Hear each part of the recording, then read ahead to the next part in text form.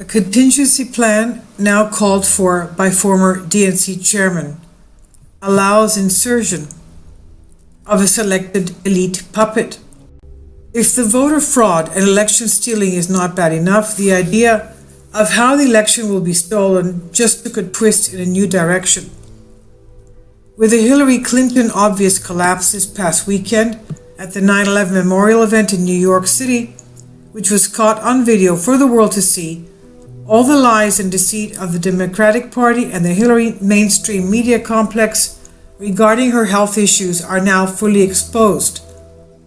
And with options running out as the world watches their lies, it seems like it's time to float out the possibility of Plan B, or what former DNC Chairman Dan Fowler is calling a contingency plan. More on this plan in a minute. Meanwhile, in an attempt to defy the medical reality, the Clinton media complex continues to downplay Hillary's medical problem, attributing her recent collapse to 79-degree induced dehydration and now pneumonia, which, by the way, does not normally present with syncope, passing out, or neurological issues as we've seen with Hillary. As a former medical doctor myself, I can tell you that there is a common saying among physicians, and this is, quote, common things happen commonly, end quote. Every medical student and doctor is familiar with this phrase and knows this applies to Hillary as well. But the Hillary campaign is clearly not about to let a little medical reality get in the way of their political agenda. Despite the Hillary clamp political medical propaganda, doctors are saying her symptoms and signs, not to mention the seizure-preventing, suspicious blue sunglasses, all points to the fact that Hillary seems to be suffering from various disorders, predominantly advanced Parkinson's disease, PD, a diagnosis which is very consistent with her likely PD-induced dyskinesia, that's the head bobbing and spacing out, freezing, hand rubbing on the chest, strange body and head rhythmic motions, etc. We also know that PD, Parkinson's disease, patients also experience swallowing disorders, which commonly leads to aspiration pneumonia and death. So certainly her chronic cough can be explained by Parkinson's disease, although some doctors suggest other possible causes. Either way, the woman is sick, as many have been pointing out for so long, and obviously she's unfit to be president. If it were not for the fact that the Council of Foreign Relations, the CFR, and the rest of the ruling elite have planned and selected Clinton to be the next president, we wouldn't even be having this conversation. And with the Hillary demise now dawning on the Hillary mainstream media complex, they now want you to know that it is time to consider the possibility of a quote-unquote contingency plan. You know, just in case.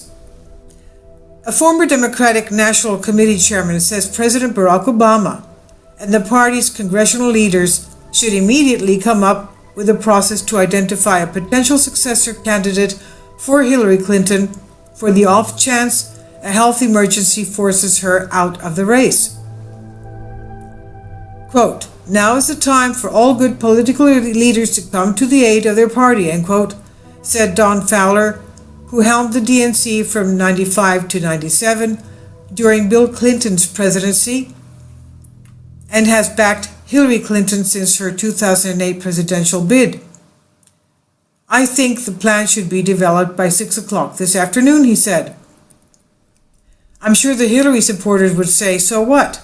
Why not have a contingency plan? Well, here is what you need to know about a contingency plan. It would strictly and legally involve the party selecting a candidate of their choice. In other words, it's not the perfect way to circumvent the democratic election process and insert a CFR neocon puppet candidate of choice. Somewhere out there, the ruling elite are saying, ha, checkmate. This is the perfect way for them to reinsert any other selected Hillary-like puppet who is pre-approved by the CFR. Someone else who, like Hillary, is not elected but selected, and selected legally. This seems now to be the real story behind the ongoing Hillary medical conspiracies and lies told to us by her mainstream media party. This is also clearly Plan B already waiting in the wings. The ruling elite know what they're doing, and they know when it's time to switch to a new script, and that time may be now. Just a week ago, Hillary was supposedly healthy. Now she's sick and dying with a pneumonia. And to add to all of this, the Washington Times recently reported that Hillary's VP nominee, Tim Kaine, is ready to become the president. All of this lends suspicion that this could be the early rhetoric of a lead up to some kind of suspension of the presidential election. A state of emergency, quote unquote, state of emergency, or the downright long time planned continuity of government, COG.